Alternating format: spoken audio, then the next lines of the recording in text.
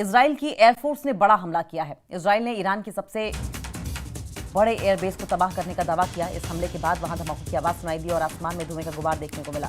Hamdan airbase Iran की वायुसेना के लिए सबसे अहम एयरबेस है और यही वजह है कि इजराइल की सेना ने इसे निशाना बनाया है।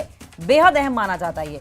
ईरान के हमदान में इजराइल की एयरफोर्स ने बड़ा हमला किया है। इजराइल ने ईरान की सबसे अहम, सबसे इंपॉर्टेंट एयरबेस को तबाह करने का दावा किया। तस्वीरें ये जारी की गई हैं जिसके बिना पर यह दावा किया जा रहा है कि हमदान एयरबेस पर तबाही मचा दी गई है। इस हमले के बाद वहां धमाके की आवाज़ें सुनाई दी और आसमान में ये धुएं का जो गुबार आप देख रहे हैं, इसी की बदौलत ये कहा जा रहा है कि वहां पर बहुत बड़ा अटैक किया गया है। हमदान एयरबेस ईरान की वायुसेना के लिए, ईरान की एयरफोर्स के लिए सबसे अहम एयरबेस है और यही वजह है कि इजराइल की सेना ने इसे निशाना बनाया है।